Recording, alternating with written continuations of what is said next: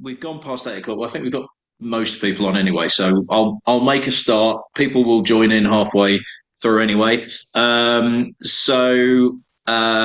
you everybody for joining. It's the first online tasting I've done in quite a while, so I'm going to kind of need to find my feet again, remember what buttons to press and everything like this.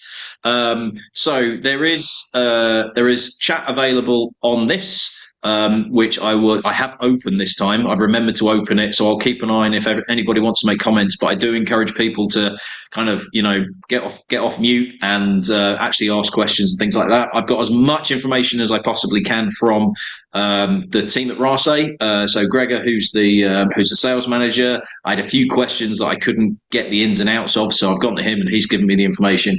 But there's actually some really good information on their website as well. So what I plan to do is just give you a little bit of background information about the distillery, who set it up, what happened in its early years, before we then go through. Because essentially, once I've done that bit of background information to give you the context, it should run through fairly quickly, because we're looking at the individual component parts of what makes up their core single malt release. So I don't then have to go, right, for the next sample, this is where it is, that sort of thing. So there's not necessarily going to be those gaps in between. Bear in mind that these are cask strength samples.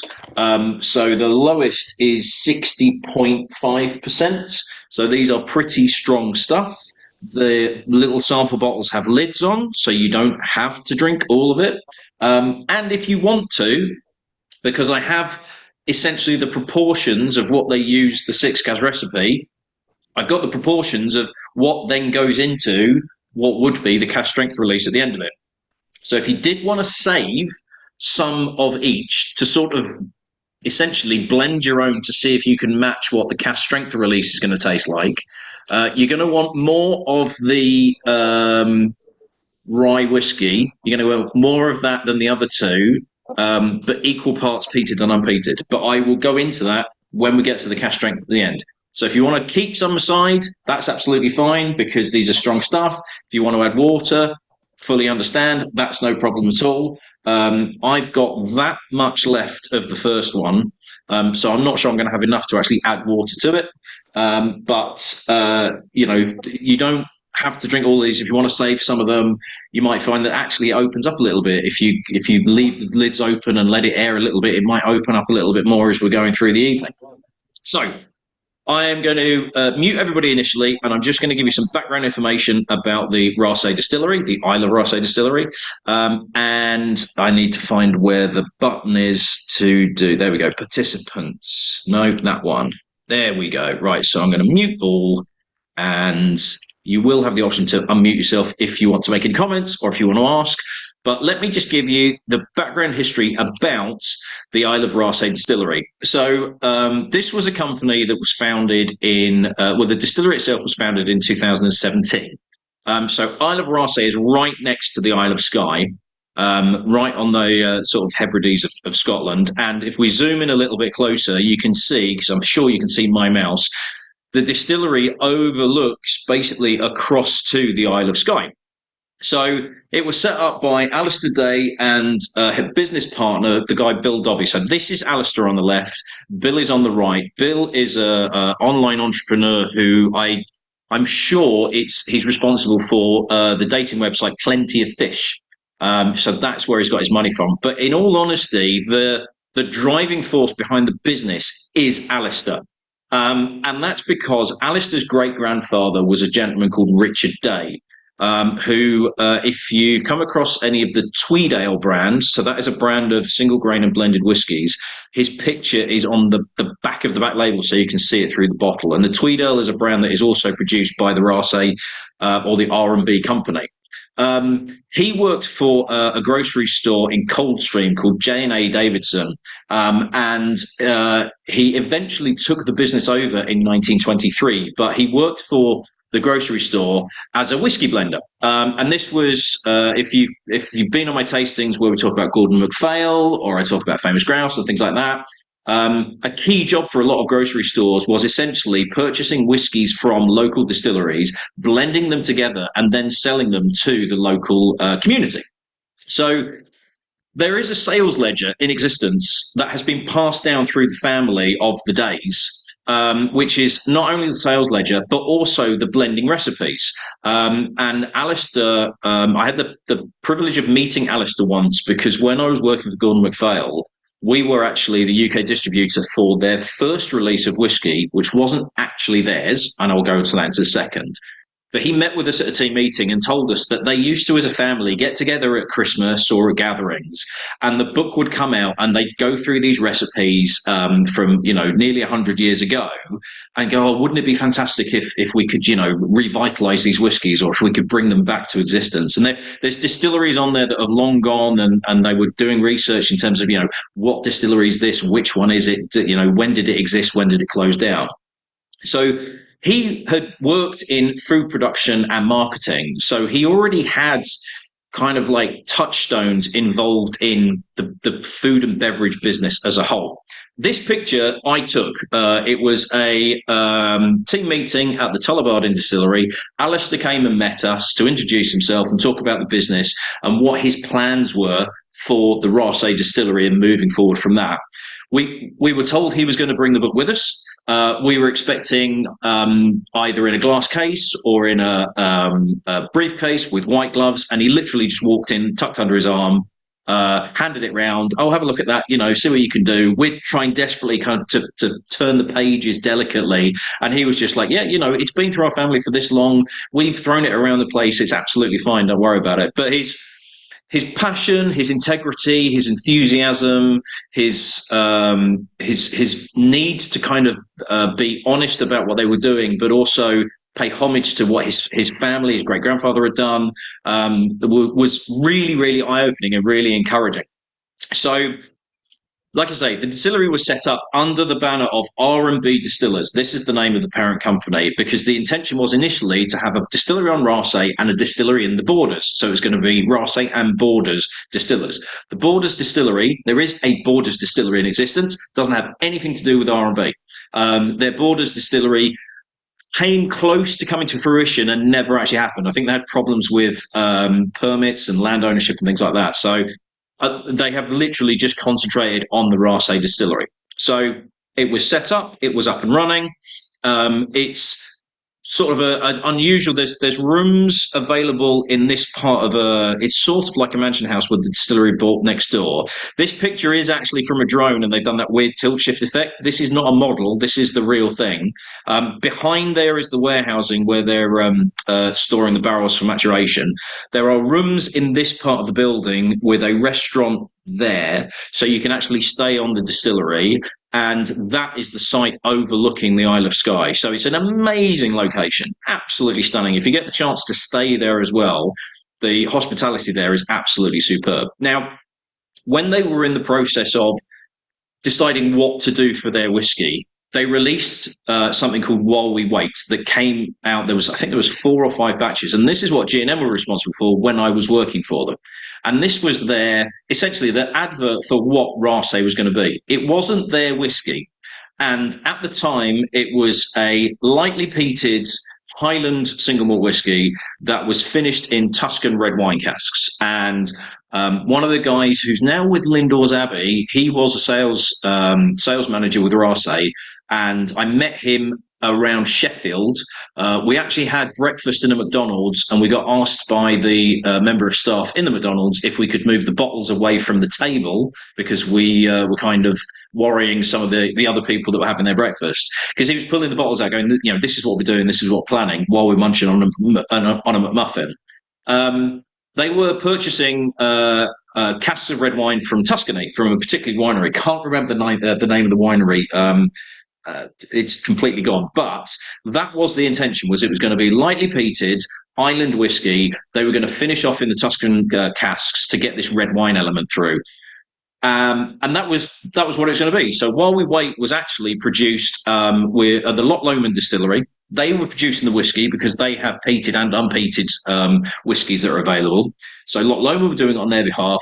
It would go across to the distillery where they got these casks of red wine. They were also selling the bottles at the distillery as well. And they'd finish off the whiskey to then be bottled as While We Wait. I'll be honest, it wasn't fantastic. It was quite a hard sell. The wine element was a little bit over the top. It was a little bit too prominent. It was a little bit drying. And it didn't really do it any favors. And then I'd left G&M and Raasay was coming out. They went to a new distributor. In fact, they were distributing themselves. They didn't go with a third party. And when Raasay were saying this is our whiskey is going to launch and this is what it's going to be, clearly they'd had a sit down and tried to figure out, is this working? Is this what we actually want to do? And they clearly decided this is not working. We need to kind of figure out what we're going to be as a house style. So the core single malt whiskey that is available now is what they call a 6-cask recipe. So this is inside of their warehousing with the barrels stacked up, and the 6-cask recipe is, and this might be a problem because I'm going to have the mini screen in the way, is peated and unpeated spirit in 3 different types of cask. We've got rye whiskey cask, so that is barrels that have previously held rye whiskey produced at the Woodford Reserve Distillery in Kentucky. We've got chinkapin oak casks. Now these are virgin chinkapin oak casks, so they've not had anything else in beforehand.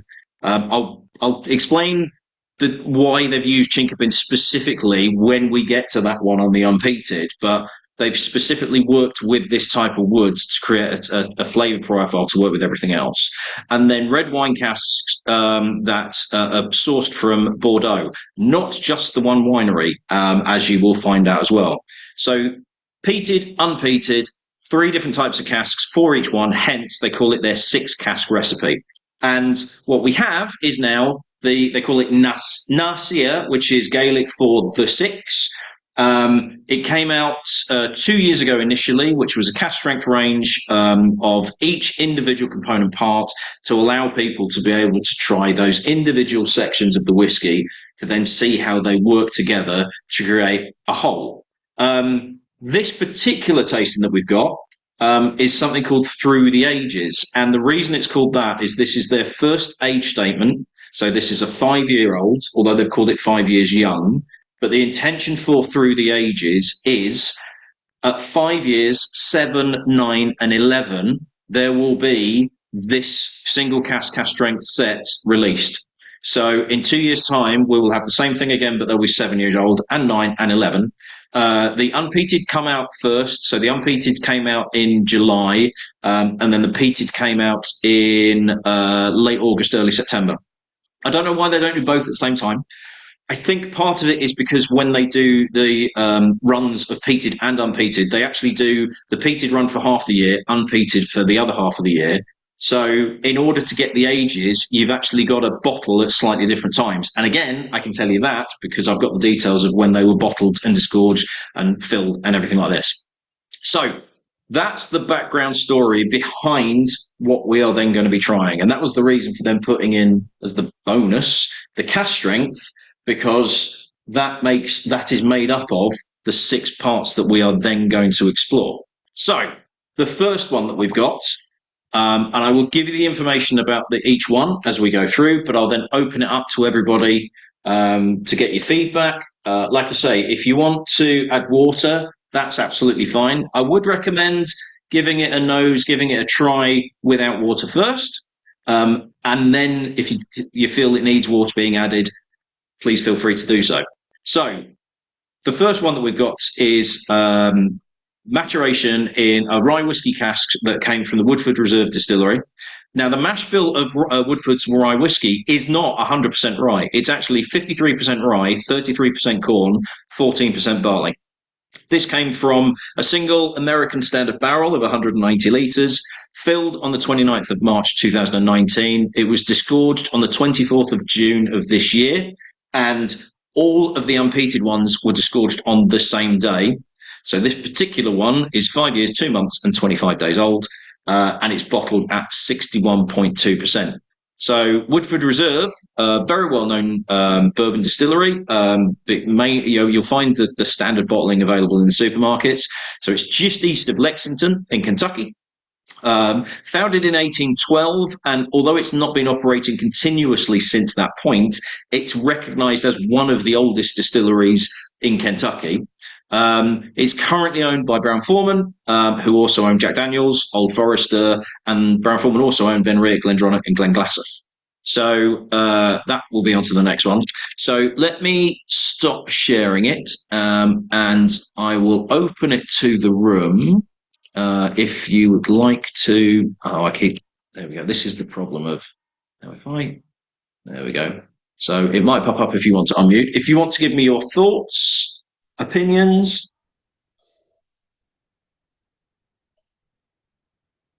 Nobody's spitting it out yet, so it must be going down okay. I haven't got the bottle open yet. Sorry? I'm still trying to open the bottle, Ben. Oh, for goodness sake. It's got little perforations on it. It should be dead easy to do it. Yeah. You're behind the times. It's because you've been on a previous tasting, so you're playing catch up already, aren't you? Yeah. Well, you know me from old, Ben. Mm-hmm. I do. Yeah. Yeah. Too long. I feel like Leslie wanted to say something then. No. She's refusing. She's flat out refusing. So I'm getting quite a bit of sweetness on this. I've not added any water yet because I've barely got any in there. But I'm getting a lot of almost like barley sugar sweetness coming through. Very fruity. There's a hint of sort of peppery notes on there, but it's not. It's more of a bourbon influence to me than necessarily a rye whiskey. But that American feel, that American vanilla sweetness definitely comes through. What I will do is see if I can find the unpeated. Right, let's see if I can pull up the official tasting notes, if I can find any. There we go. Ex-rye whiskey. Ben, there's a bit of tartness. It's very interesting. It's got vanilla ice cream. Yeah. Yeah, there's like it's not quite citrusy. That was why I was kind of thinking like barley sugar and almost like lemon barley in terms of like lemon meringue, kind of like there's a slight citrusy sort of lemon, sweet lemon drops, pear drops, that sort of feel. There's like a light fruitiness to it. It's like a lemon posset sort of creaminess. Yeah, that kind of creamy note coming through as well. I'd go almost all the way to lime in terms of how sour it is. In a good way. Yeah. Almost like a lime zest. Not quite key lime pie, but moving that way, definitely. Yeah. I think it takes a drop of water, a little bit of water, you get more flavour coming through. Yeah, it just reduces the burn a little bit. I'm a real sucker for Woodford, so yeah, I like it a lot. Yeah, that little drop I've got. Yeah, I didn't have enough to add any water, unfortunately. But it seems to have gone down well. Is anybody struggling with it, or it seems to be ticking boxes already, which is a good sign for the rest of it. And it'll be interesting to see. Now, obviously, if you have got some left in the bottle, if you want to save a little bit also for then comparing with the peated to see what that cask is doing with the peated influence, then feel free to do that as well. Mine has gone because I had nothing in there, so I'm not going to be able to do that. But hopefully, you'll be able to let me know. Right, so... Ben, I think if we have all 7, we won't be able to let you know anything. Well, there is that. I mean, like I said, there's lids on them for a reason. I'm not holding anyone at gunpoint. You don't have to down all of it. They do keep. They don't go off. The next one is a Bordeaux red wine cask, but it's not red wine, so you can reseal it and keep it, and it'll be absolutely fine. I know some of you feel like you have to finish it. But it's absolutely not the case, and that's obviously one of the advantages of doing the online tastings. Is if you are at home, it's you don't have to call an Uber or anything like that to get yourself to bed. So I'm not going to try and rush through this. Fortunately, my daughter isn't working tonight. Otherwise, I would have had a hard cut-off point. But she's not working tonight, so I can slow down a little bit. So if people are ready to move on to the next one, we can do. Yeah, nods. Yeah. Excellent. Okay, so let me go back to share the screen. And so the next one that we've got, obviously, again, unpeated. And this is the ex-red wine Bordeaux cask, ex-Bordeaux red wine cask. It's written different ways throughout the website.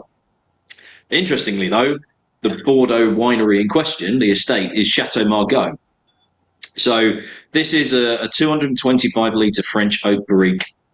Now, with the wine finishes, they state that the barrels that they use have had at least 2 cycles of wine maturation going through. In some cases 3. So it is barrels that do have, are going to give a lot of red wine influence on here. This particular one was filled on the 3rd of May of 2019, disgorged again 24th of June of this year. So 5 years, 1 month and 20 days, bottled at 60.5%. So Chateau Margaux, just north of Bordeaux, one of the best known Bordeaux, arguably. It's an estate that's been occupied since the 12th century, and there's only 5 estates achieved the Premier Cru status during the Bordeaux classification of 1855, of which this was one. There are 200 acres of the estate that are planted with grapes for winemaking. It's about 75% Cabernet Sauvignon, 20% Merlot, and about 2% is Cabernet Franc and 2% Petit Verdot, and then some other little parcels of grapes as well. So essentially, Cabernet Sauvignon, Cab Sauvignon Merlot blend is one of the highest regarded Bordeaux red wine, not just Bordeaux, but red wines in the world. You're looking at £500-600 a bottle for vintages. It's one of the top wines that you can possibly get. So if you've come across a bottle, if you've had the chance to go and visit, because it's an absolutely beautiful place, if you've been lucky enough to have a bottle, it's it's something very much to be admired and enjoyed. And to get casks from there to use for maturation is damn impressive work.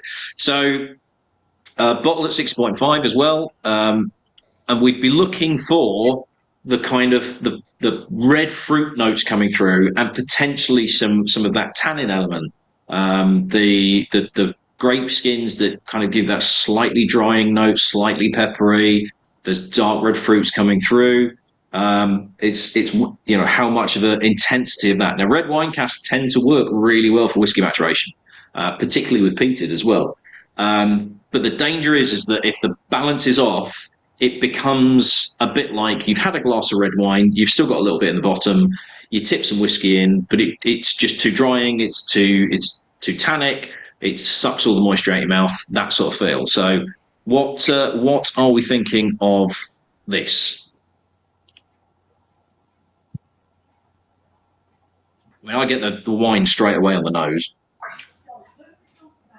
That's lovely. Definitely get the wine straight away, and there's a dryness. Mm-hmm. Yeah. That kind of tannin element, that sort of that kind of dry. That if you drink a glass of red wine and it's got that sort of it almost sucks all the moisture out of your mouth. That sort of feel. That sort of slightly leathery, slightly oaky, but slightly peppery. There's a lot going on in there, and that's just the nose. Right, it's less painful, but more of the red fruit coming through on the palate. It's much more of a purer grape sort of nose than some of their red wine casks that can become quite jammy. This is much purer than it's, you can tell the quality of the casks, I'm sure. Yeah, absolutely. It's the influence is very clear, not overpowering. It's still allowing that malty note coming through. I'm starting to get kind of black currants, but almost like it comes a little bit mouth-watering, kind of like black currants, blackberries. There's a juiciness that's starting to come through. I really like that. That's very, very good indeed. Anybody add water to this? Are they finding it's starting to open out and improve? Big improvement. I think so, yeah. Yeah. Oh, Right. In that case, Added water didn't improve. Mhm. it did improve. Did not. I think it No? did, yeah. Oh, yeah. Smoother, but Oh, blimey. I'm not fan of the finish. It's nice initially when you taste Mhm. it, but then when it goes on the back of your throat, it's not a big fan. No, right. It's better with water, Dimitri. Yeah, the water definitely softens that down, Dimitri. Mm. Yeah. I think it brings the wood out on the finish. It's interesting. Yeah, it's weird. It makes for me, it makes the finish drier, but it's not a tannic dryness. It's a woody dryness on there. It changes the finish completely. Yeah. For the better, I would say. Very interesting. Yeah, There's a lot in this, Ben. There's a lot in this one. there is a lot going on in this one. Definitely, yeah. Ben, It's one of those. Yeah, go on. The Berry Brothers and Rudd site's got a magnum of 2021 Margot at £2,041. See, if I'd have, Bargain. yeah, I could have split one, couldn't I? Do you reckon it would work in one of those plastic pouches that I did the cash strength thing? If I just fill one of those up, that would be all right, wouldn't it? I think you'd be guillotined. I'm assuming that's for one bottle and not a case. A Magnum bottle. It's a magnum. Yeah, the case is they've got a case for £6,000. Bargain, absolute bargain. Well, you know, bulk buy, isn't it? Yeah, there is a lot going on there. That's one of those that one of those types of whiskies that every time I come back to it, it changes. Whether it's on the nose or on the palate, it's giving something new. I really like that. I really like that a lot. Yes, please. How did the distillery manage to secure casks from them? Well, it's a lot of it is relationship building.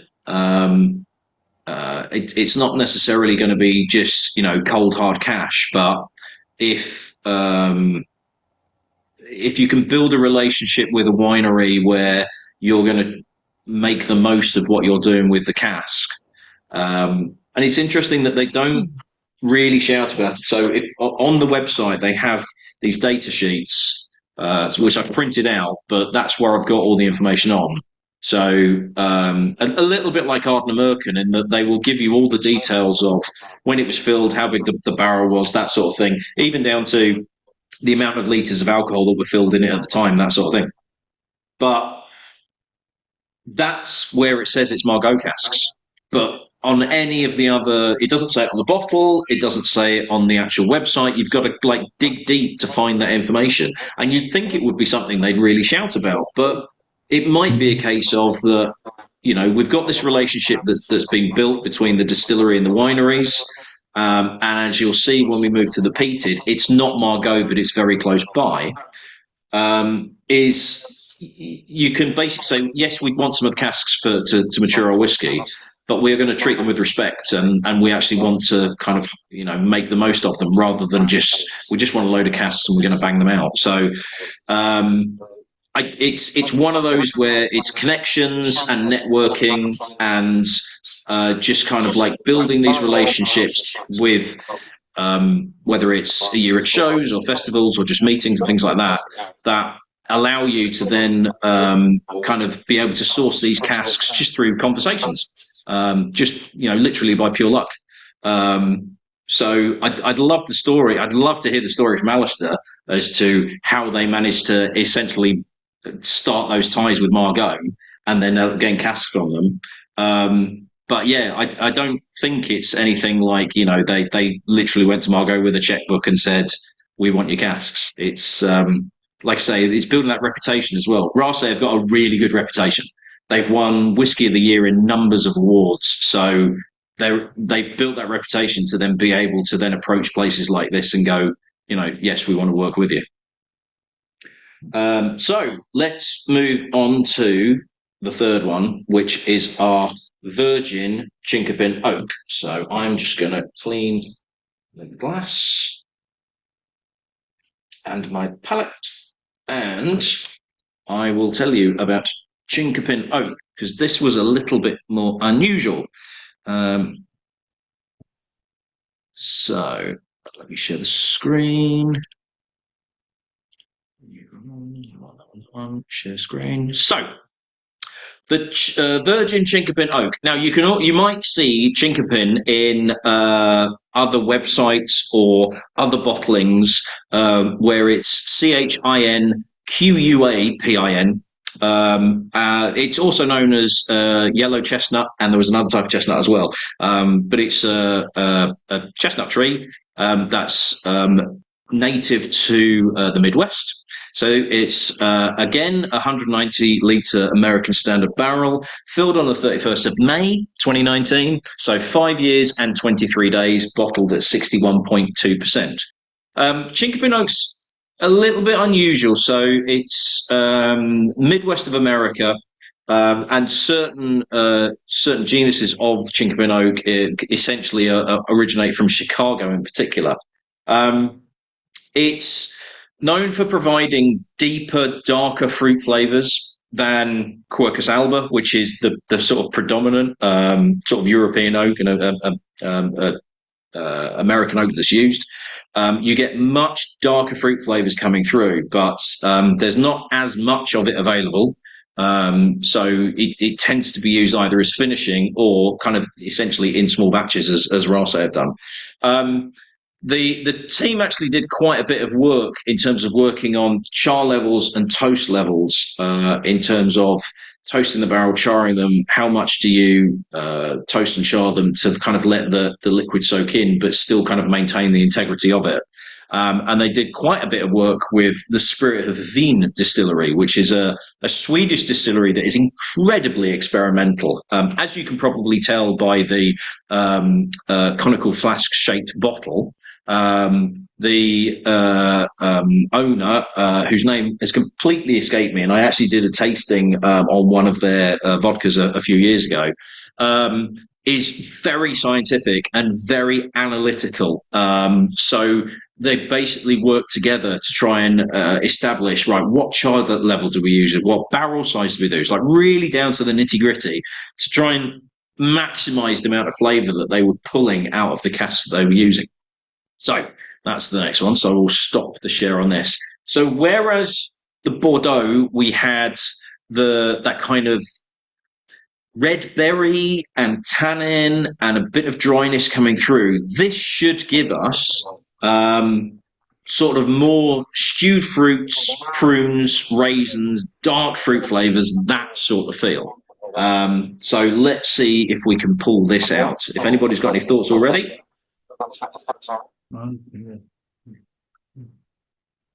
Nicer than the second one. Yeah. Okay. More fruity for you. It's almost a bit bourbon type notes coming through from that for me. Is it closer to a bourbon because it's a fresh barrel? That as well. So yeah. So virgin oak is going to give you much more kind of like sweeter vanilla notes.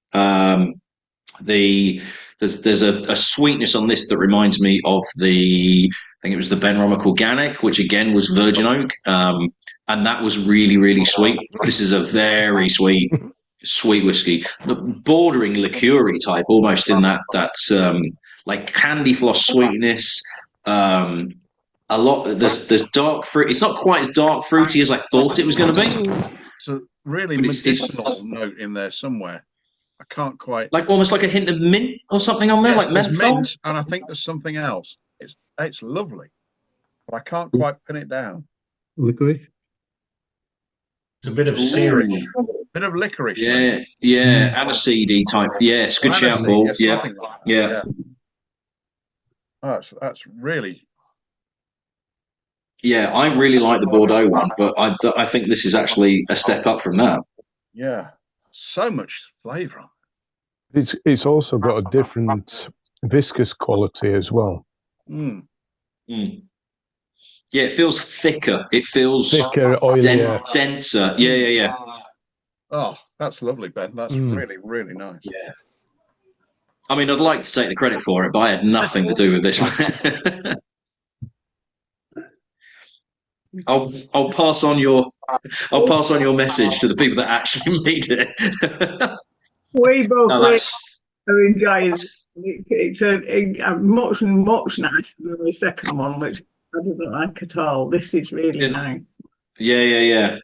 I think that it really feels like the Bordeaux one split people, and I think it's that red wine element, that kind of like that tannin, that dryness. You know, it's got the fruity, but this has got sweetness and depth and oiliness. And is this too sweet for anybody? I'm wondering if it might be a bit too rich, or no. Everybody's like, no, this is.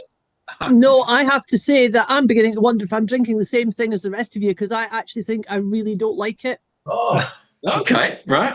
What is it you don't like about it? I drank the second one till the cows came home, but this has just got. It's maybe my long COVID taste buds, but it's got such a medicinal afternote, and it's just like really ripping the back of my throat. Interesting. With a bit of water, I just though, it's do much not like smoother. it at all. Yeah. What's water doing to it, Dimitri? With a bit of water, it's really nicer. Yeah. Have you tried it with water yet, Jane? I'm working on it.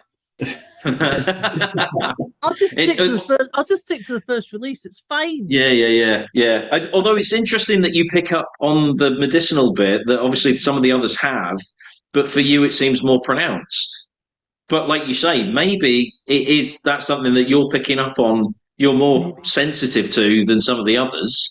There's the water for me gives it like almost like a TCP taste to it. It's really antiseptic, really antiseptic in my mouth. I'm not getting any of that at all. That's fascinating. That is absolutely fascinating. I know Just what it purely is. on I need a refund. Sorry, but are you one of these people that thinks that coriander tastes of soap?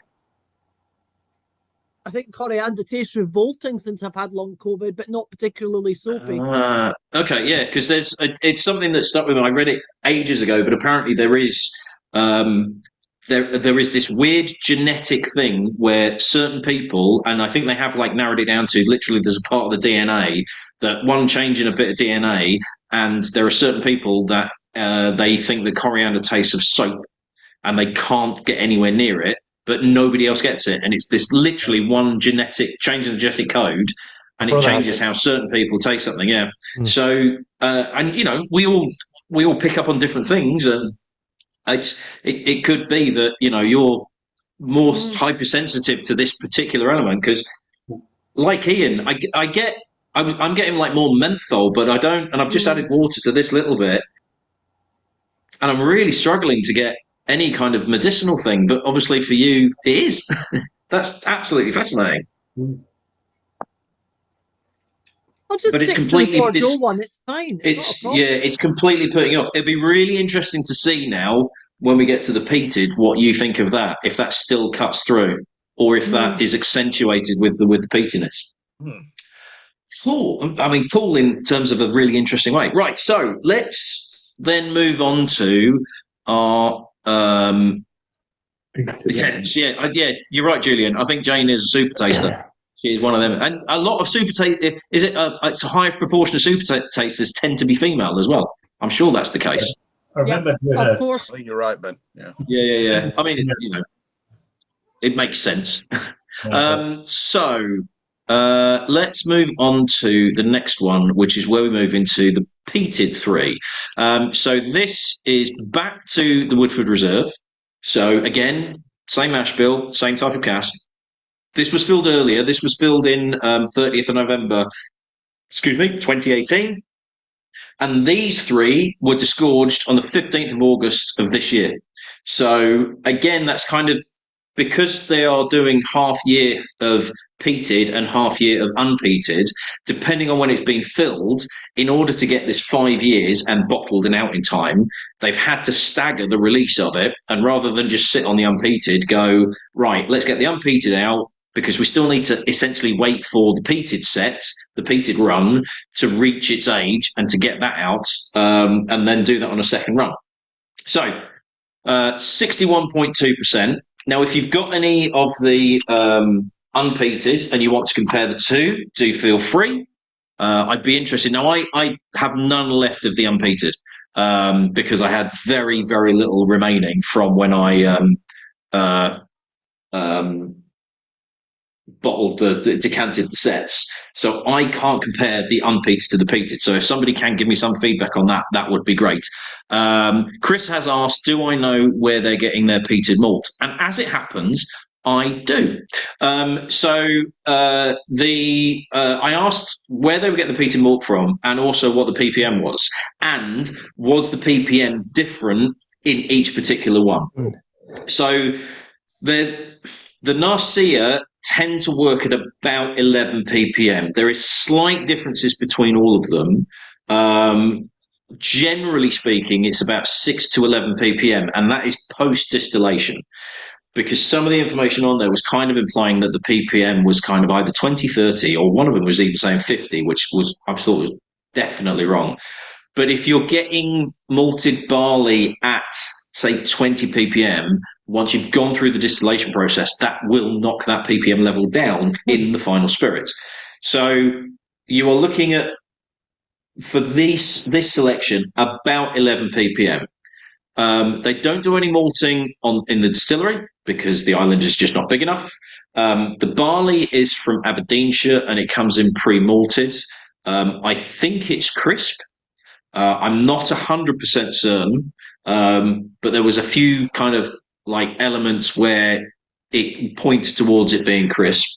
The source of the peat is the Black Isle, which is just north of Inverness. So it's quite earthy, but there's a slightly floral note as well. So this is not peat from Raasay. This is north of Inverness, kind of like on that strip of land up the top. So technically Highland peat, not island peat, but you do get an earthiness coming through, and that should theoretically carry on through the three of them, because although we've got different dates, essentially the core barley is going to be pretty much the same, and it'll be the influence of the cask that's then going to take that in slightly different directions. So if you have the unpeated rye whiskey at the same time as this as well, I'd be very interested to know what the two are and how they compare. You wouldn't, and also what we think of the smoke element. Chris, I've cut you off, Chris. You were about to say something. It's really interesting because I would have to search really hard to find the fruit. I find the unpeated full of fruit. I was surprised. Yep. I was surprised at how fruit, having had the RO1. I'd never had this on its own. You'd have to. You have to really search for it in the peat. Mm-hmm. It's a pretty dominant peat, actually. Yeah, it is. Yeah. The peatness seems to take some of the roughness off the unpeated version. It's somehow sweeter and actually much easier to drink. A lot of honey on the peated. Yes. It's. Go on. Sorry, but I think the peat sort of shows off the sweetness of the distillate somehow more. Yes. Yeah. To enhance it, yeah. Yeah, it does enhance it. I think I've gone back to the number one. I'm getting the vanilla notes, which I'm not getting not so much on this, but I think this tastes sweeter somehow, and I think it's the way that the smoke interacts with it somehow. That bringing out the sweetness.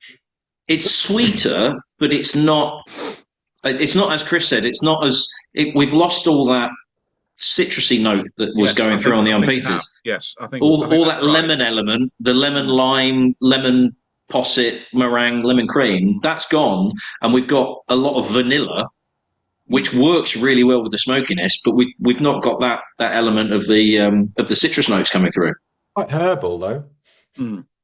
There's a tiny hint of Benedictine liqueur. Yeah, like a little bit of I like it. dill, that sort of thing. Kind of that slightly sharper herbiness. Yeah, it's very interesting. I think if you tasted them separately, Ben, you wouldn't even realise there was any connection. No, not at all. Yeah. No, absolutely. Yeah, you would. Yeah, you wouldn't say same distillery, same cask, all of that lot at all. Yeah, I agree. yeah, that's really intriguing. Right. Okay.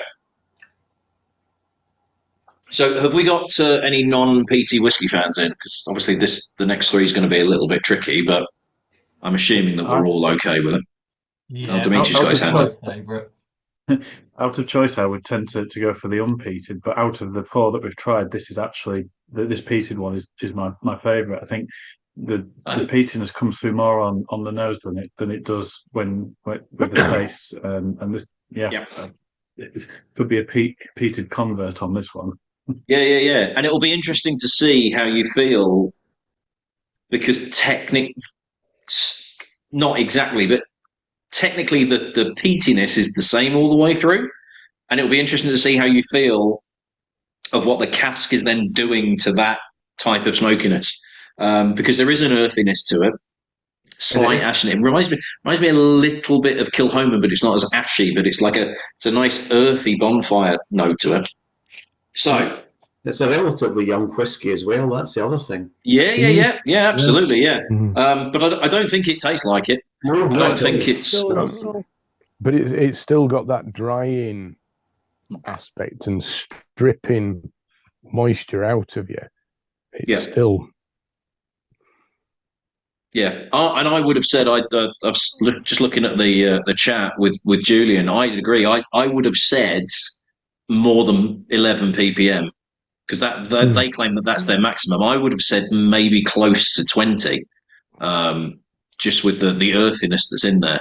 I think this is probably, I don't know, 25, 30, maybe even 40 pre-distillation to bring it down. If they're saying it's 11, to bring it down to that. But trying it blind, I would have said probably 20 or so. I had a Port Charlotte earlier, and I'd say that. I know the stills are different. Brook Ladies are fairly refined stills, so I think it does bring it down. But Port Charlotte's supposed to be a heavily peated whiskey, and I don't think it's a million miles off that level. Yeah, no, I could easily kind of say this, trying it blind, like, right, Ben, where's it from? I'd go, could be Kalila, a sherry matured Bamor or something like that. It's got that with that sweetness as well. Yeah, very much reminds me of Kalila, Ben. Actually, yeah. Sweetness. That's probably what real sweetness and the peat. Yeah. That's probably why I really like it, because I love Kalila as well. Right, so let us move on to the Bordeaux peated. So this right. So as opposed to this being Chateau Margaux, this is actually Chateau Parma. So again, 225 litre French oak barrique, filled 26th of October 2018. So nearly to the day this was filled. Disgorged again on the 15th of August. So the time of disgorgement, 5 years, 9 months, and 19 days, and bottled at 60.2%. So Chateau Parma is only a kilometre away from Chateau Margaux. That is zooming into the directions between Parma and Margaux.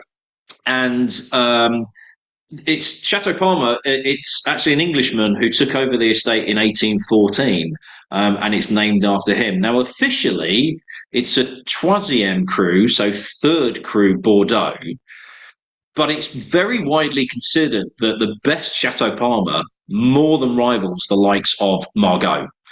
It's one of those that a lot in the wine industry sort of think it's kind of been unfairly classified, or when it was classified, it wasn't doing its best. And over time, it's improved and improved and improved. And you're looking at about 250, 300, 350 pound a bottle.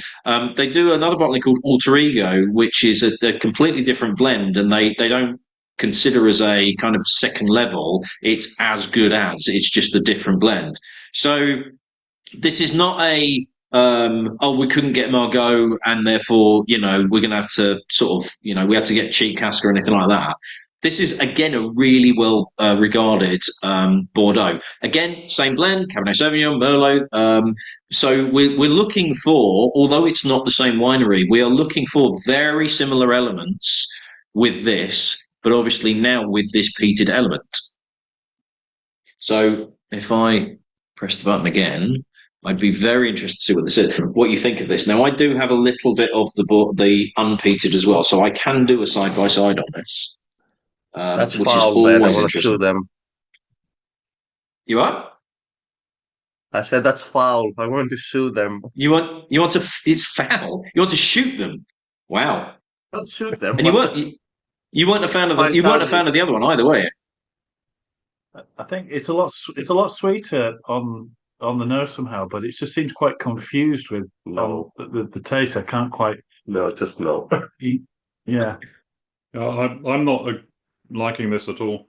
I'm liking it, but I'm not getting any peat at all. No peat smoke at all on it. Yeah, you're right. I'm getting a bit of smokiness, but The think peat no is coming peat. through, really. Tiny wee bit on the the peat's coming through but it's really hard to pick it up because I think I'm confusing it with the element of tannin. It feels like a really, really dry red wine, and I think I'm losing the smoke because the smoke's getting covered by that dryness, that sort of real kind of. Again, this really feels like it's sucking that moisture out of my mouth and it's pulling everything else out. There's a sweet fruitiness underneath, but and I really like the unpeated, but it's almost like the peated element is kind of getting in the way. I agree. It's confused. To me, it's very confused. I can't tell what direction it's trying to go in. But it's I think Julian said jammy. It's definitely jammy. I'm getting a real jamminess out of this. I'm starting to get, like, on the nose, I'm getting almost a weird, like, off note, slightly vegetal, slightly, because it's not peat, it's not sweet, it's not wine, it's weird. What a strange dram. I quite With like water this is because nicer. it's strange. Yeah. I think that's. It's not that I don't like it, but as a couple have said, it's quite confused. It's not balanced. It's just it's bouncing around between all sorts of things going on. It's totally lost in comparison to everything else. Yeah. Oh. I didn't like it in the first round, and I really don't like this. I don't think this tastes like any whiskey that I would like at all. And I agree with Demetrius and Simon. I think it's just it's horrible. I know. I think it's done itself. We've done it a disservice by having 4 really good ones up to this point as well. It's just not helped it. It's a bit off the wall, but I can't help liking it just because it's a bit weird. Well, yeah, I know what you mean. Yeah, I tend to be. I'm a bit of a sucker for those things that are just so weird that it's like I kind of appreciate it for what it's doing. But yeah, it's really suffered because of what's come beforehand, and because I really like the unpeated as well. I really like the unpeated one, and it's almost it's like exactly. You're not going to get offended if I mix it with Coke.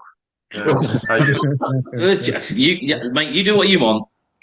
I'm not going to. I won't judge, but there'll be other people on the call that will. Let's just put it that way. Said the man who's drinking beer at the same time after this whiskey. Local ale. Please don't kick us out, Ben. I'm not going to do that. No. You're the reason he's still on the call. I think Peter's right. I think the water definitely helps. A lot of water, but it has a really odd taste. It'll be interesting to see what it brings to the final product at the end. I think if you took any of these out and put them in a different tasting, they'd all be singing and dancing. It's just we've got 3, 4 that have gone before that are just so good. This one is not quite living up to the others, but if you put it in a cross ballot of 3 or 4 totally random malts, it would stand out. Or if you started with this, which obviously you wouldn't because it's a peated one, but if you started with this and then went through the others, you'd start going, oh, this is a bit interesting. This is unusual. You know, this is a bit different. And then you might then kind of go back to it later on and go, oh, actually, it's not that good. But as you say, we've had 4 very, very good whiskies, and this has gone totally off on a curveball. And I think it feels like it's thrown us all for a loop, because it's everything else has been really kind of consistent and there's lots going on. And then this is the first one that's kind of just gone a little bit wonky in terms of the balance. But yeah, people saying loads of water, which I think defeats the point. But yeah, on me with the totally agree.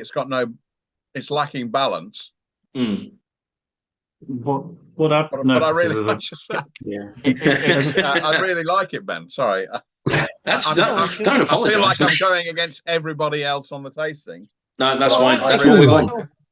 What I've noticed is I really did not like the unpeated version of this. But what I've noticed is that the more I've drunk this, it seems to actually almost grow on you. And I don't know whether it's because the other ones, that the notes from the previous whiskey, they're disappearing, or what it is. But it's almost grown on me a little bit now that I've finished. It's not quite as confusing. I don't know whether it's just whether that palate's just adapting or what. It's just not quite losing taste, maybe. Yeah. I think it's certainly got plenty of sort of thickness and texture on the palate. It's got a decent amount of oiliness. Yeah, and it's I don't know. But if I don't know if any of you have got any of the original unpeated left, but you go back to that's got quite a nice cutting edge and a clean taste in comparison. You still get the flavors out of that. So, yeah, it's just. I think, the fruit was really sharp on the unpeated, tangy. I've never had a red wine whiskey quite like that, whereas this is much more in the jammy zone. But it's the herbal. It's the herbal peat, I think, with the jam that's unsettling me a bit. Yeah, I think maybe almost if it was a different type of peat, a different smokiness that was coming through. You know, I've always associated Lechec with like a barbecue smokiness, which I feel, and they do the Rioja Sinclair series, which is absolutely amazing because the smoke and the red berry notes just work brilliantly, and it's almost like the slight floral note, that slightly herbal, slightly floral, is just not quite melding with the fruitiness of the Bordeaux and the tannin element as well. It's just not not working together enough, and it's just kind of fighting each other rather than providing some kind of balance. It's very, very interesting. But go on. Perfect marriage. A marriage, yes, It's like It's basically it's my marriage in bottle form. So there we go. My wife's not going to watch this. It's fine. Okay, so let's move on to. Sorry, just a question, because that's kind of starting a wider discussion now. So, do you have like a favorite wine cask whiskey? Because this is like a wine cask, and if you compare it with sherry cask or PX casks, I prefer much more the sherry cask finish and the PX.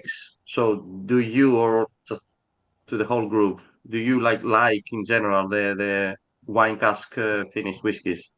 And on that note, I'm going to leave because Ethan is still awake. Oh no! So he asked the question, and then he buggers off. So one of my all-time favourites was when I was working at the whiskey shop in York. It was Douglas Lang Old Malt Cask. It was a 13-year-old Kalila that was finished in, and it said it was a red wine cask, and I think it was a Bordeaux cask, and we sold so much of it because it was amazing. It helped. It was like 40 quid.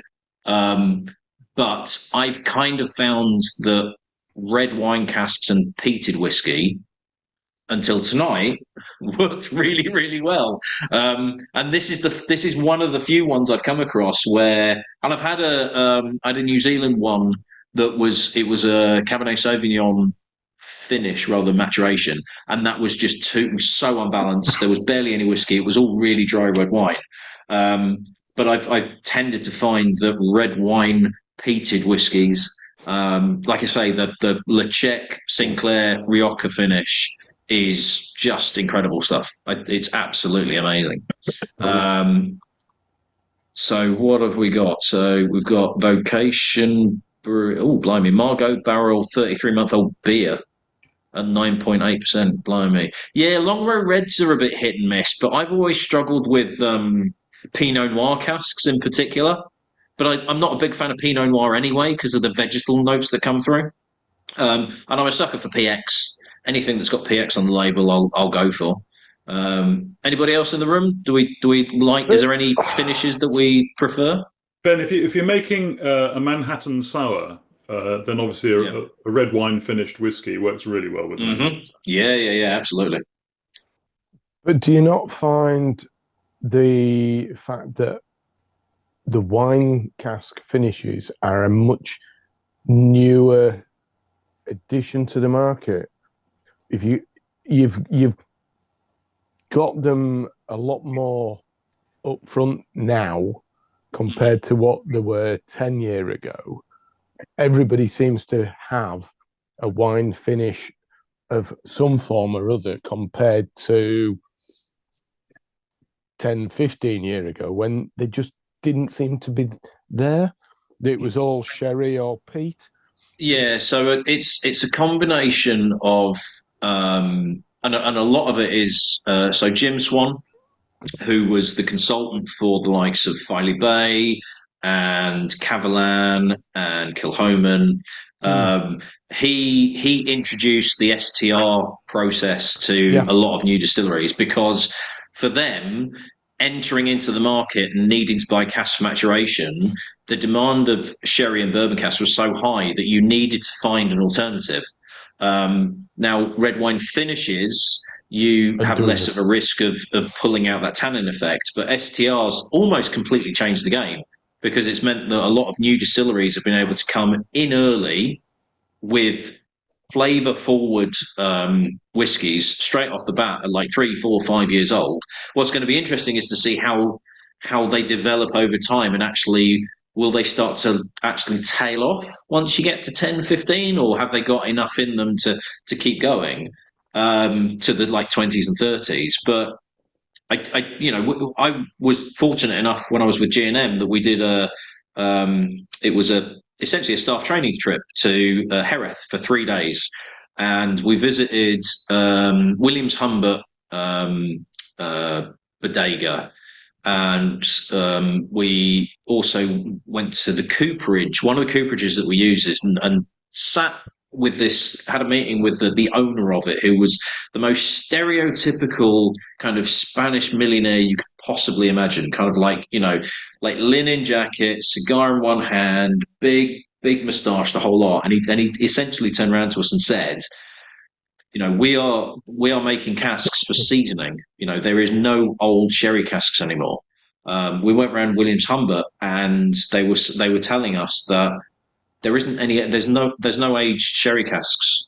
Anything that's like 20, 30, 40 years old sherry that would have gone towards whiskey maturation, the sherry market is so in the doldrums, nobody's drinking sherry, that they don't need any old casks. So Edrington was, there were racks and racks and racks of casks for Edrington and White and Mackay that were brand new, that were literally being just seasoned. And it was like Edrington's 2 years, White and Mackay's 1.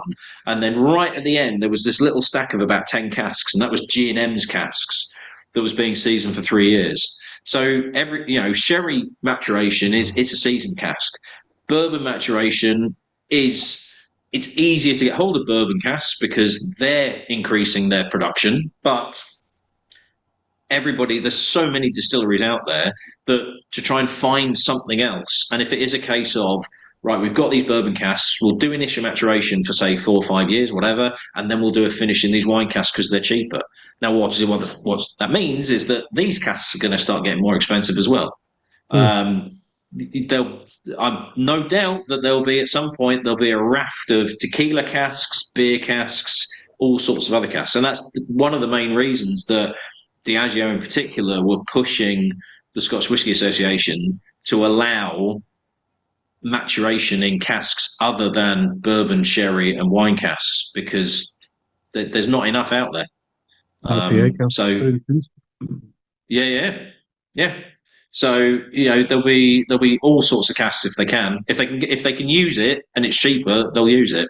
And it'll be interesting to see what it does to the flavour profile. So yeah, that's kind of the influence of Jim Swan can't be underestimated in terms of making people realise, oh, actually, there's a whole market of wine casks that we can now use, whether it's for full maturation or for finishing, and it's much more affordable than PX, because there's not that much PX around anymore, which is a shame, unfortunately. Well, we benefit from being in the cask longer. Do you think this one in particular might benefit from being in the red wine cask for maybe 10, 11 years rather than just the 5 years? Sorry, I missed that first bit, Dan. Say that again. Sorry, do you think this whisky in particular might benefit from being in the cask longer because it has only been in the cask for 5 years, that it might actually improve the spirit? I think it will. I think there is already there's loads of flavour in there that I can see developing, increasing complexity, that sort of thing. It's already really good now. The Chinkopin I really liked. I think the rye peated, so it has enough to give, certainly for another 5. And again, it sort of depends on the cask and everything like that. They've probably got casks that they're keeping aside, that they're thinking, this has still got loads to give. We could get 20, 25 years out of it. Yeah.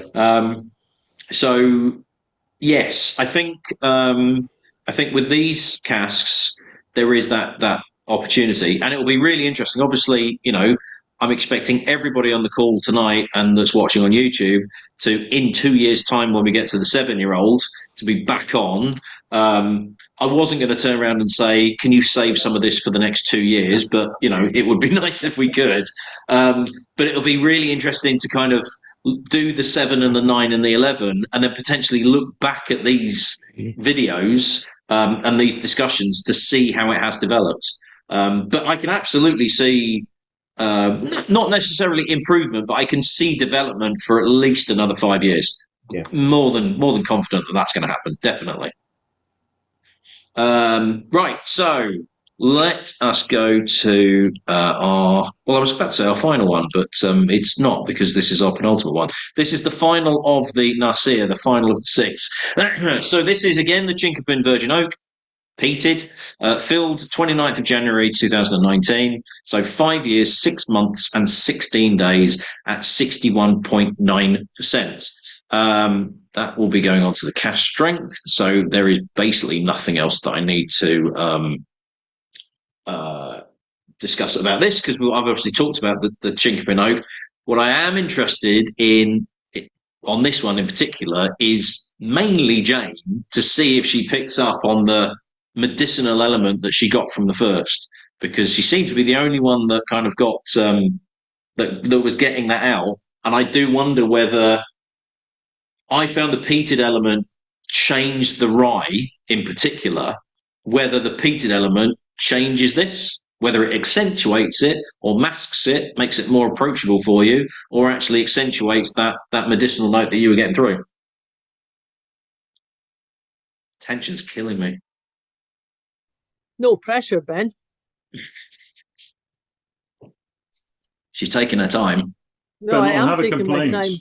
So the thing is, now I'm wondering if you will pick it up, because I'm wondering if I can get a little bit of it now on this.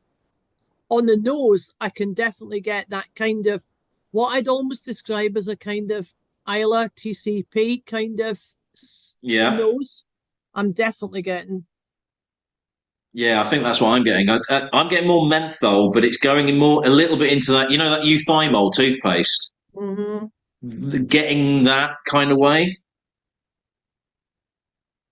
if I was doing this blind and I didn't know where it was from, on the nose, because I haven't tasted it yet, I'm sitting there saying possibly not your heavy powered Isla, but certainly your kind of Bunnahabhain sort of. That's what I'm getting. It's that kind of, yeah. Chris, were you wanting to say something? I think you were on mute. I was muted. Yeah. Okay. I can see the TCP thing, but it's leaning. It's got such a strong anise herbal bent to it that I'm not quite at Lefroy or anywhere like that. Yeah. I know what you mean. It's not to that strength. What it's not doing is it's not on the taste. It's not stripping my throat on the back of the taste. It's actually much softer than the unpeated was. But can I taste peat? No, I can't. Really? I can smell it a little bit, but I can't taste it. Yeah. I can't get the peat either, but I'm not getting the same nose. I'm getting those sort of vanilla again coming through on that. It doesn't smell sort of medicinal at all to me, doesn't this one? It's not as medicinal as the unpeated. No, the unpeated but much more so. Peter in the chat has put 1970s hospital ward, and I know, I love that. Yeah, no hospital ward I ever worked on. But I kind of get it, because I'm getting, particularly on the nose, it's not quite herbal, and it's not quite like nail varnish remover. Yeah. Oh no. And it's not quite medicinal, but there's like there's a high note on the nose. There's something, and I can't pick out what it is. Sourdough bread? Is it that weird kind of like high? I think it's like a load of heather honey smeared on the top of sourdough bread. This is stunning, absolutely. You know, I know where you're coming from with that one, Julian. I know where you're coming from with that, but do you know what? This is the jam of the night for me, funnily enough. And those of you who know me know I don't do peated whiskey. And it's got a sort of thickness as well when you sort of taste it. It's fascinating how everybody is getting something totally different on this as well. It's, I thought the Bordeaux was one where it sort of like split the room and got a lot of people chatting, but the fact that nearly everybody is getting something totally different out of this, but in a much more positive way. I haven't even tried any water yet. I don't know if anybody's got any water, because I'm not sure it needs it, but I hope it gets better. It will be wasted. No, I've not yet, actually. I mean, I've put some water. It's nicer with water.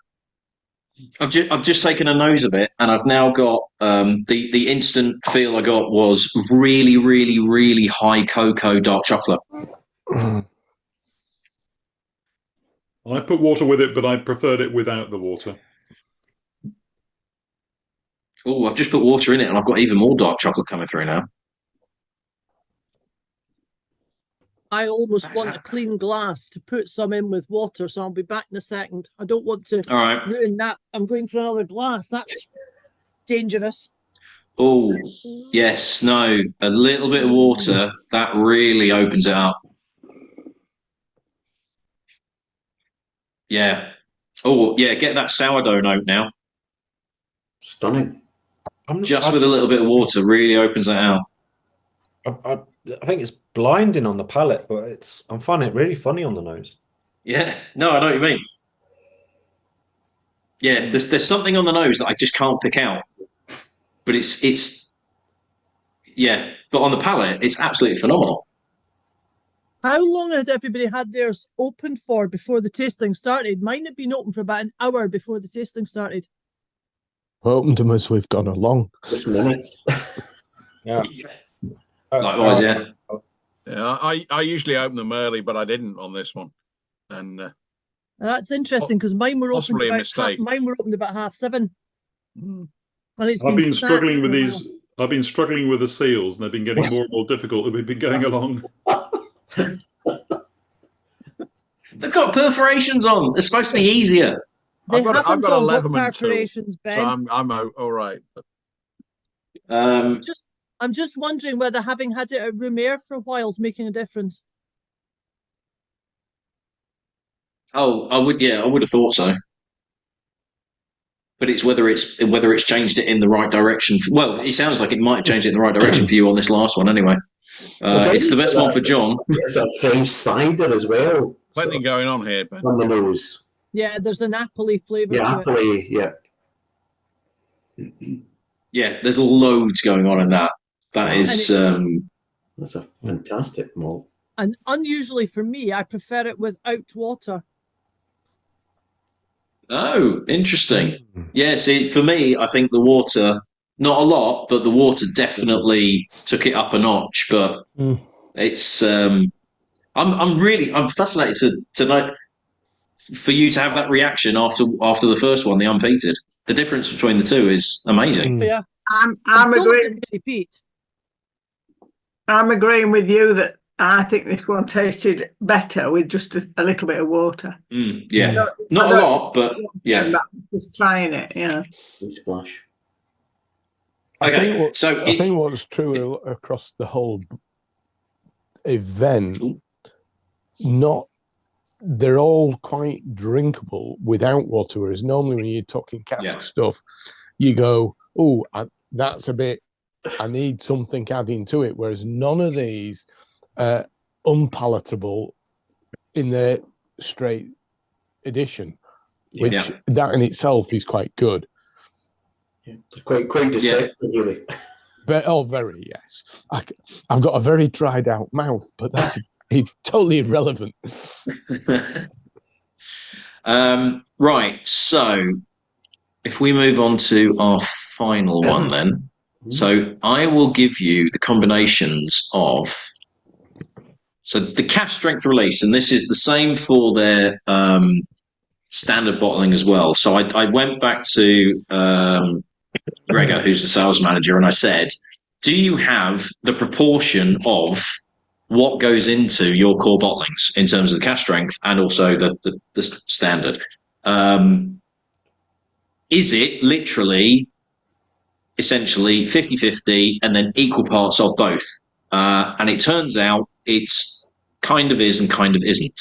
So in terms of the peated and the unpeated, so if you've got stuff left in your bottle, this is what you need to try and figure out to put in a glass to see if you can match the cask strength. There's a slight difference between batches, but it averages out at the following. In terms of peated and unpeated, it's 50-50. So it's equal parts of each of the three individual cask types. However, the Woodford Rye Whiskey is 65%. The Chinkapin Oak is 20%, and then the Bordeaux is 15%.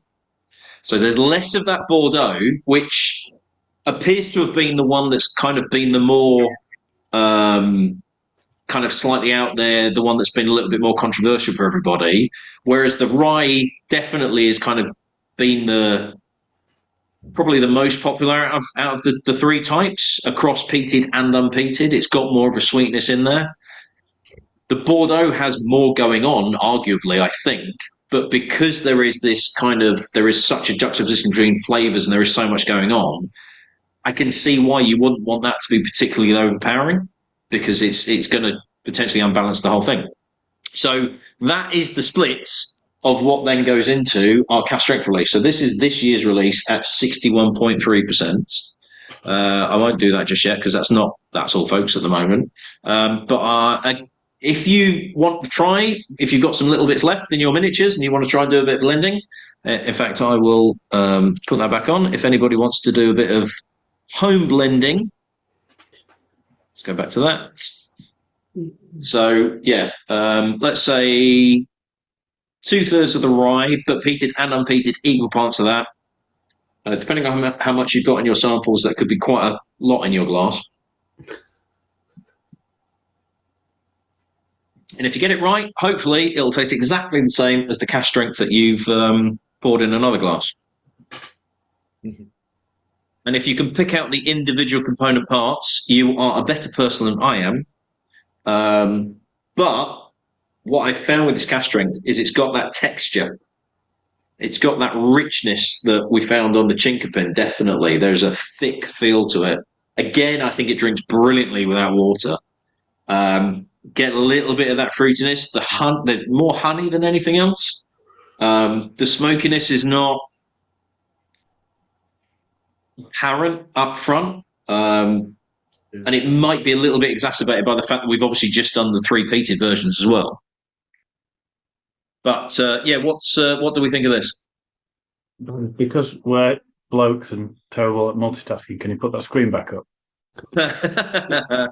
Absolutely. I can still hear you, so if you do want to give your thoughts while I've got that up, I'm waiting to see if I can get somebody with like a ruler or a spirit level or something like that. Gets the toolbox out.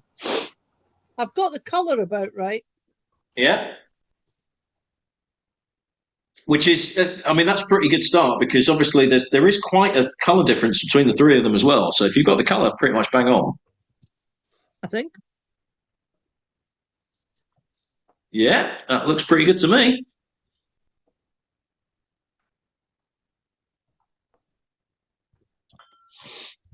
So what do we think of the cask strength? Very, very pleasant. Very nice. Delightful.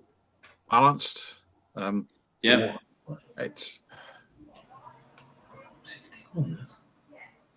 I really like it, but there's some of the individual parts that I'd probably rather have, just because they're probably just a bit more interesting. This is nice. I get it. Yeah, no, I get that. Yeah. But this is £20 less and ongoing, obviously. Yeah. And potentially, as the cask strength release comes out, as every batch comes out, there will be older stock going into that as well. So you will hopefully see the continuation of that development of the individual parts will also flow through into the core cask strength as well. I think, Ben, you see how good blenders actually are when you taste this from the summer. Yep, absolutely. Yeah, it's a very underrated skill within the industry. A lot of people dismiss it, but it is hard work. I've had a couple of goes myself, and it's not easy at all. The packaging certainly reminds me of a 1977 hospital. There is that, yeah. I've gone for that hospital ward look on the on that. Just turn it upside down, and away we go. The Bordeaux that created all the controversy it's on the nose, but it's not so noticeable on the palate. What, the Bordeaux? Yeah, you can smell. I can smell it, but it's not as. Neither Dimitri or I actually liked either of those particularly. Yeah, but, I thought Dimitri did. Did he not? Is that? Yeah, I thought he was a big fan. He may have been a little less than committed to his opinion on that. All I'm going to say is I hope anybody that needs to do this job professionally actually is insured their nose and taste palate if they ever get long COVID. Well, there is a legend going around that Richard Patterson has insured his nose for $2 million or something like this. So, yeah, it will be done. So, if you were wanting to get hold of any of these, I only got. Hang on, what's gone on here? So that is our range. I only got 2 bottles of each of them because these are obviously single casks. Now they don't have the bottling numbers on them in terms of the number of bottles. They have said it's approximately 250 bottles, and that's it. I suspect that's because if they put the number of bottles available for each one, and there will be a fluctuation between them because they're single cask, it then creates a bit of an unnecessary demand against ones where there's less of one and more of another and everything like that. So I got 2 bottles of each, of which one of each has gone towards this tasting. So I've sold a couple of the others. So I only have one left of the unpeated rye and the unpeated Bordeaux, and the peated rye and the peated Chinkapin. So if you are wanting a bottle of those ones, they are on the website, and it's essentially first come, first serve, because I've got one left, and that's it. That's all I got. There's been some places selling them as sets. I've seen a couple of other places that have got stock in of the others, but I think they're a little bit more expensive. I've seen some places selling at like 95, and one place was 110, which I thought was ridiculous. But that is literally, I've got one bottle left of those 4, and that's it. That's all I have left on the shelf. So, but I wanted to do the tasting because I think it's been really interesting kind of seeing these individual component parts, the differences between them, and the difference between unpeated and peated. So if there are any favourites in there that you do want, and you want to get the particular bottle of it, that is your best chance. It's been a while since I've done a tasting, because it's been a little bit difficult this year in terms of getting numbers and things together. But I don't have a date organised, and I suspect it's probably going to be at some point in the new year, as opposed to before Christmas, just with everything that's going on and the fact that we're nearly in bloody November. But the next tasting will be I was over in the States last year, and I managed to get my hands on a bottle of the new Fireball Dragon Reserve. And somebody jokingly said, "Oh, you should do a tasting of like all the hot whiskies." And I thought, actually, that could be quite fun. So I was out in the States again it was about 4 or 5 weeks ago. So I picked up cinnamon big hot flavored whiskey, which is in a plastic bottle. We've got Fireball Dragon Reserve, which is the small batch, I believe aged in oak. Jim Beam Fire, which I didn't realise you can't actually get over here. We can get the peach and the orange and all the other flavours, but not the fire. So we can compare Jim Beam Fire with Jack Daniel's Fire. And one that I put on at the end because it's actually really tasty and really good, which is a cinnamon apple Kentucky bourbon. As proper hardcore whiskey drinkers, you're probably not going to be interested in this, but then again, you might be, because this is just going to be something fun. So I don't have a date, but keep an eye out for that. It will probably be in the new year. It would be good to do it when it's dark and cold and horrible, so it keeps us all warmed up. And that is that for the tasting. So thank you very much for joining me. I hope you enjoyed it. It's been really, really interesting going through the range, and also really interesting seeing your responses and your feedback in terms of just everybody picking up completely different things out of nearly all of them. And I think it's absolutely fascinating to see these individual parts, to be able to try them separately and then see how they go into one. And yeah, Dave, I'd probably agree with you. There's a couple in there that I'd rather have that one individually, but the cask strength is still really good. And the core bottling, I think, is absolutely fantastic. I think they're all very good, and trying to put 6 of them or 7 of them against each other, it's information overload. Yeah. Put them as a single one in a group tasting with something vastly different, they will sing quite happily. I think it's been a very interesting tasting on multiple levels. Going back a stage, when you call something a fire whiskey, explain, because I've never even heard of these. So the fire whiskies are basically cinnamon flavored whiskies. It's it's not big chili flavored then, right? No. Yeah, it's cinnamon flavored. So some do put chilies in. But yeah, it's basically cinnamon flavored whiskey, but for whatever reason, it's now got this hot or fire or anything like that. So Fireball's the one that started it. So it's it's a cinnamon flavored whiskey, and yeah, as Chris says, yeah, they'll be putting chilies in it in Ardbeg at some point. If they can do maturation with it, they'll go for it. Okay. I do have a very interesting rum. I've got some more coming in next week. It's called Held Smoked Rum, and it's the West Midlands Distillery in Solihull that have produced a rum that they have put into Islay whiskey casks, but they've added cacao nibs and chilies while it's resting in the cask, and it is insane. I've got a sample bottle in the shop if you do want to try a bit. It's absolutely bonkers. I love it and hate it at the same time. I see. That's not on the tasting though. That's fine. Right, I'll throw another oddball curve to you then. Okay.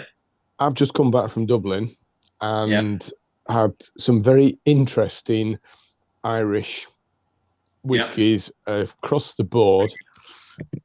How about doing a whiskey tasting of the Irish variety?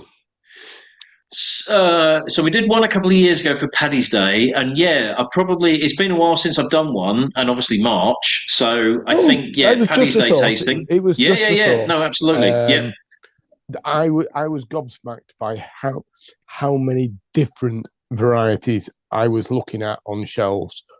Oh, there's loads. Yeah. It's scary. Quite a lot of them are from the same distilleries, but there is loads of new distilleries popping up left, right, and centre. Scary amount of new distilleries. When I was coming through duty free, there was places I've never even heard of, and it's like, okay, right. So keep an eye out for next March. Definitely Paddy's Day. We will do we'll do an Irish tasting for then. So, are Raasay committed to this 6-cask recipe for the foreseeable, or are they open to changing that once they have more mature stock? E.g., I know they have an Oloroso release. So, as far as I'm concerned, the 6-cask recipe is their core releases for the foreseeable future. The fact that they've already committed to the Through the Ages for the next 6 years implies to me that they will carry that on. They do have quite a few individual releases. There's a lot of single cask bottlings for various markets, retailers. They've got the Duncana, they've got the Holm Balti. So they are happy to do kind of individual releases, but from everything personally points towards the fact that the core bottling, the standard single malt and the cask strength will be the 6-cask recipe for the next 10, 15 years. I'd be surprised if they move away from that. It's been winning awards. They use that as a base, essentially, of consistency to then move and do these other sort of small batch releases and one-offs and everything like that. But I think to have an Ardnamurchan's the same with the core, although I was surprised with what they've done with their 10-year-old. But I think if you've got a core bottling that is consistently popular, winning awards, doing really well, you can afford to then do other things knowing that you've got this all the way through and that you don't have to really muck around with it. So I think they will keep with this for a good while definitely. Right, I'm just looking through the chat to see if there's any other questions, but that's about it. So yes, that is it. Thank you so much for joining us. I hope you've enjoyed it. It's been absolutely fascinating. I will upload this tomorrow once I've come back from taking my son to football. So I'll send everybody involved that was involved an email with the link, and obviously everybody that couldn't make it. It's hopefully it's been of use to you. It's been absolutely fascinating. Keep an eye out, obviously, on the mailing list and everything for any other events that are going on. I'm looking at. I'm also maybe looking at an Ardnamurchan tasting as well. They're about to release their 10-year-old, which I'm going to get in. So if you weren't aware of that, the 10-year-old is due out. I've got the new sherry cask coming in as well. You might have seen the email come through on the web on the mailing list. I've got quite a few requests already, but in essence, if you were to take the 10-year-old and the sherry cask, that would move you to the top of the list. and I might well put one aside because I'm sure out the back I've put aside a Paul de Noir and something else. So there's probably enough to do another Ardnamurchan Merkin tasting as well, which the one I did with Graham the last time was absolutely fascinating. So yeah, and then in the new year there will no doubt be the final year of the Lockley seasonal editions as well. Once the ploughing's out, once I know it's on its way, I'll then set a date for doing our final year of the Lockley range as well. So hope you have a good weekend. Thank you very much for joining. If you want to get any of those last bottles, it looks like somebody might have ordered one of them already, or not. No, I'm looking at the wrong one. Oh, yes. Oh dear, a couple have gone already. Oops. So, yeah, you snooze, you lose, unfortunately, I'm afraid. But yes, thank you so much for joining us, and hopefully we'll see you at the next tasting. And obviously, pencil a date for 2 years' time when we do the Through the Ages 7-year-old. Sounds a plan to me. Perfect. Thanks, Ben. Yeah, Thank you very much. thanks everybody. Take care, everyone. Very good. Very good. Thanks.